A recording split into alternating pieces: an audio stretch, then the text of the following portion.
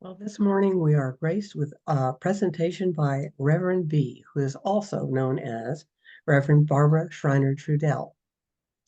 And she has a long history of ministry, beginning with her 1998 ordination in CSL. She is also an Ordained Unity minister in 2021. So she combines the beautiful aspects of both these traditions. She works out of Canada and has actually uh, originated two CSL churches in Canada over the years. I think, did you say they were both in Toronto, Reverend Barbara? Yes. Yeah. Thank you. She is not only a minister, but a spiritual counselor. She gives presentations and lessons and leads workshops. And she also has a media radio show called Joy. And Joy stands for Just One You, which highlights the uniqueness of each individual in this universe. Our talk today is We Are One. Again, can we have some opening music there, Kyle?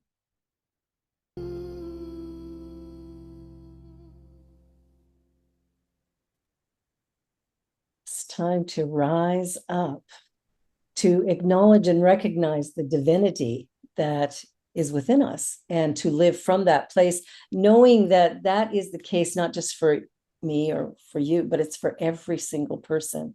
And some people we might really enjoy being around, and some we may not. And either way, we're still connected. There's still only one thing going on, and we live, move, and have our being in it. And so as we focus spiritually, we move to help others to live in balance with nature and the laws of natural laws of the universe and the spiritual laws. As we uncover what those are, we begin to live in a way that might be more harmonious. But it's important that we allow ourselves to still accept the humanness that we are, that we will make mistakes at times, and we need to be compassionate with ourselves when we do that. We're often compassionate with others when they make an error, but sometimes we can be a little hard on ourselves. And I think it's really important that we remember that divinity is something that we want to allow to rise. We want it to be able to move so that we can feel that divine energy moment by moment. And when we have times where we, do something we wish we hadn't, or said something we wish we hadn't, to love ourselves enough to go, I've learned from this. And what I know is that the people around me are one with me. So we start to shift our way of looking at the world and looking at each other. And I notice sometimes when I'm walking around, we have, a big homeless situation here in Toronto. And so I'll notice people sleeping on the sidewalk or in tent encampments. And when I look at stuff like that, I think about our oneness.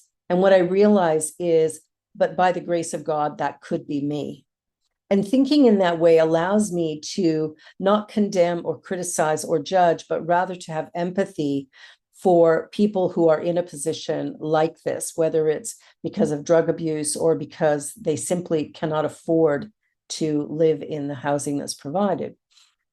I look at what's going on around our world, and it looks like there's a lot of disconnect, that there is, this idea that my way is the best way and others I should listen to me. But the truth is that all of us have a place, and all of us are part of the fabric of the universe, each one playing a part, and everyone is important.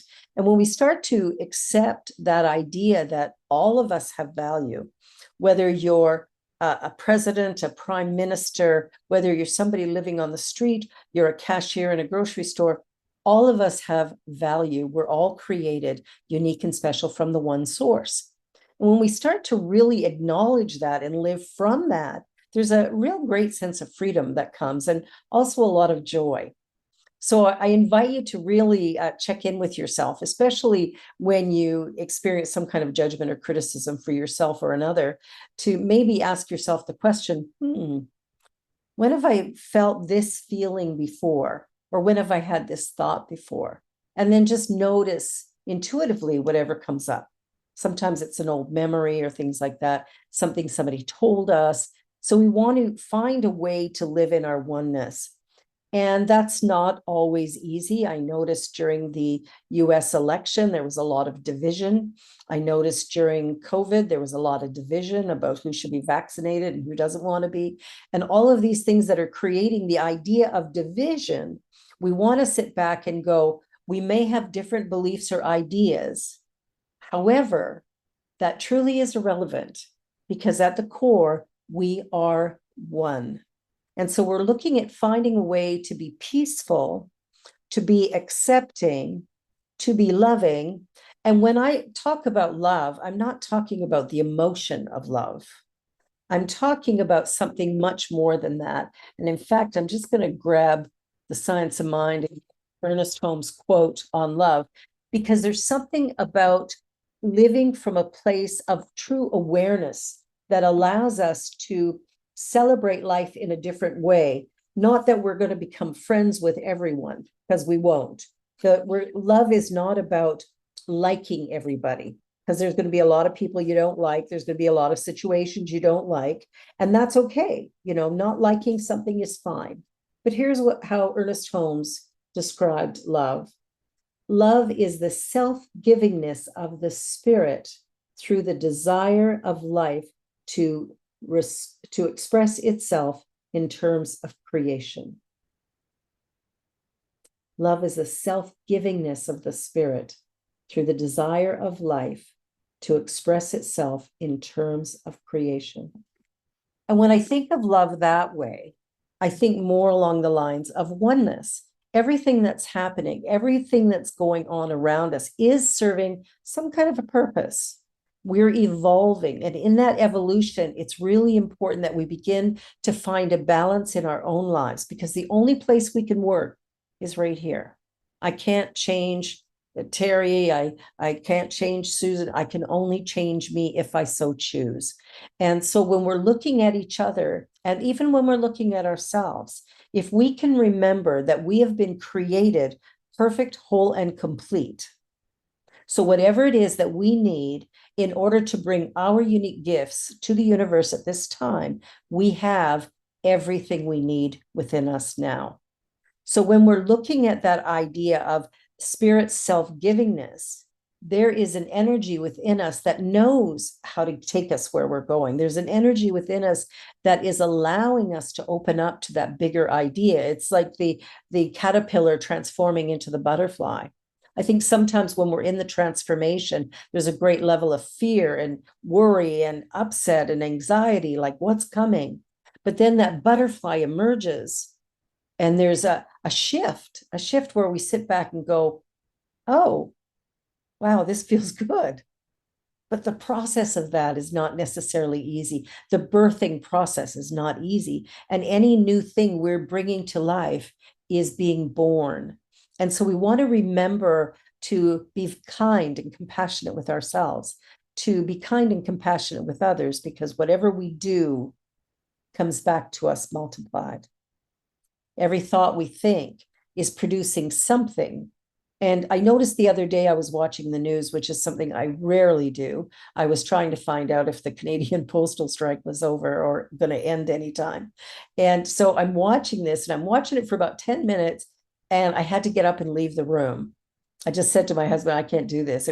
I felt anxiety rising in me as I'm hearing all these terrible stories. And I thought, the truth of life is that we are all divine beings. And when we see something like the horrific things that occasionally go on around us, if we watch that too much, that becomes sort of a belief that this is forever, it's everywhere, and it fills us with anxiety and fear and worry. We don't want to live there. We need to look at that and see it. For me, I see it as a prayer request. If the news comes my way, which it sometimes does, I see it as a prayer request. And my prayer is always for the highest and best in whatever situation is going on. And I do that because I don't know what the outcome should be. I just know where I am and what I'd like to see in the world that I live in, which is a world of peace and harmony, a world of love and acceptance. Now, we're probably a little ways away from that, but it starts with each one of us. If I can find a way to live peacefully, even in the midst of something quite frightening or scary, if I can be peaceful, then I'm modeling for somebody else another way of being or doing in the world. And there's stuff going on. There's always stuff going on. I remember a few months ago, I was driving down a road and all of a sudden the car in front of me swerved into oncoming traffic and a body fell in front of my car. And luckily I swerved, I didn't hit her, and the car behind me did, unfortunately. And I was the first person to go to her and check her vitals, and she was alive at that point. I don't think she survived it, but it was a really frightening situation.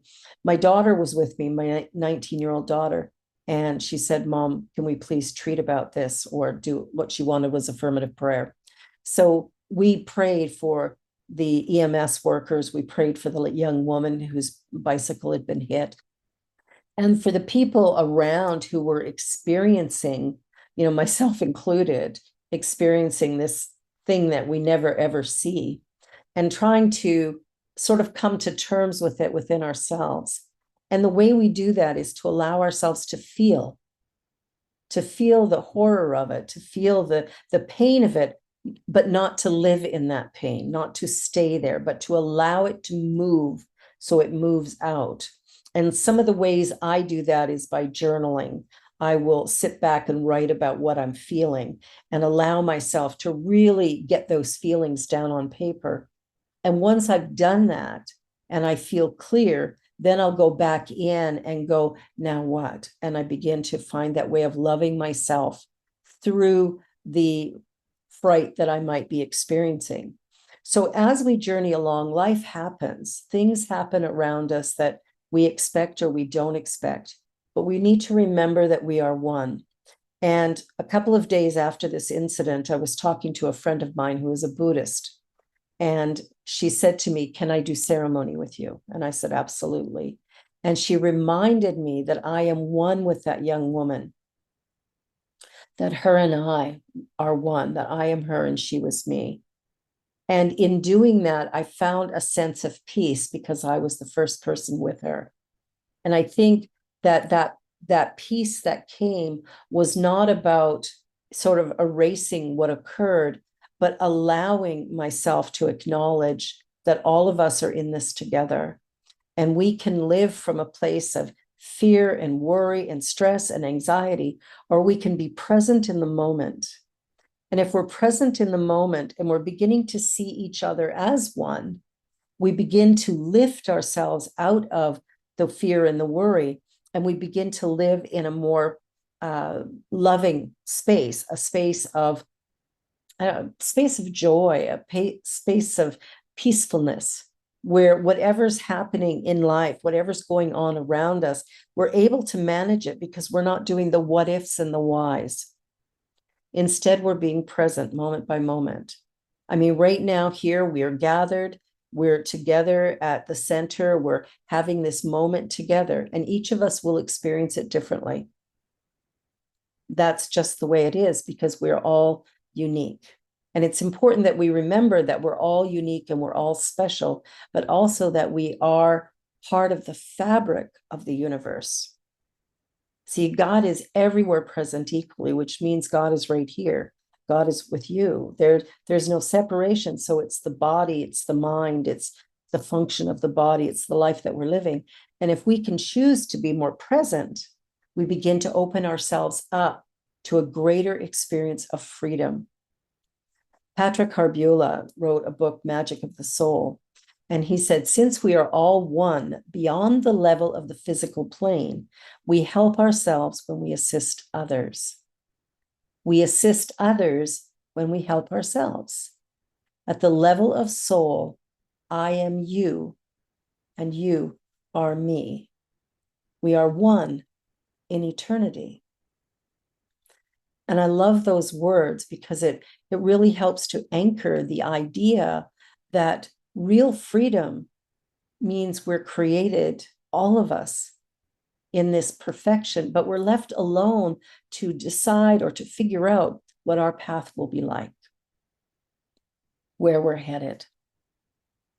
So it's important that we just find a way to truly love who we are, to sit in our oneness, to acknowledge that, yes, life happens, and I don't always like the way it happens, but I have no control over anybody else, only me.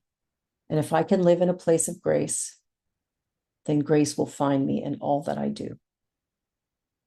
Let us just go into a meditation for a moment to anchor these ideas, but also to open us up to our own divinity. And if you're comfortable, you can close your eyes. Just take a deep breath in. And as you exhale, just feel your body relaxing into the chair. And I invite you in this moment to just drop your awareness into the center of your being, into that heart space. And imagine this beautiful glowing light. And see and know that I am light.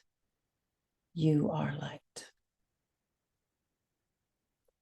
And then allow that light to expand. Imagine it expanding right through your entire body, lighting up every cell, illuminating all that you are.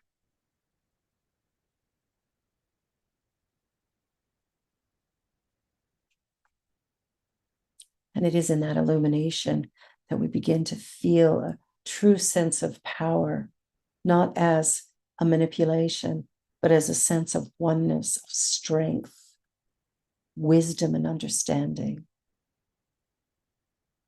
And now imagine that that light is moving out from your body, that it's beginning to touch the lives of everyone around you, that you can see each person become illuminated.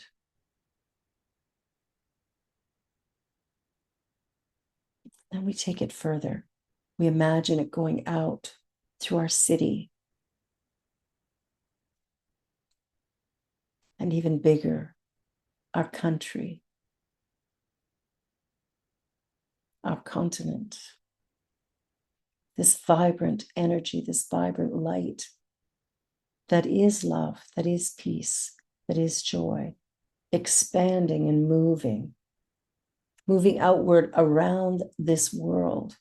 So the entire world is encapsulated in this beautiful divine light.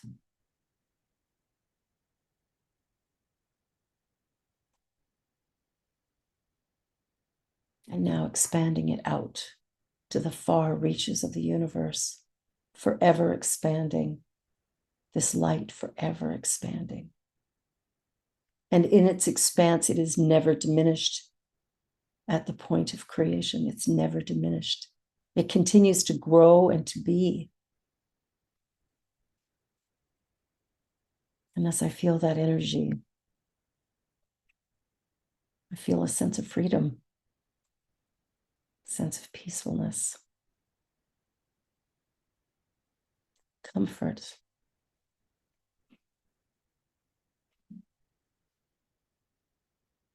And I know that all is well. All is well in our world.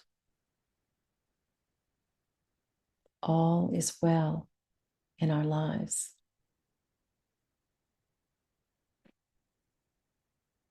All is well. All is well. All is one. And taking a deep breath in.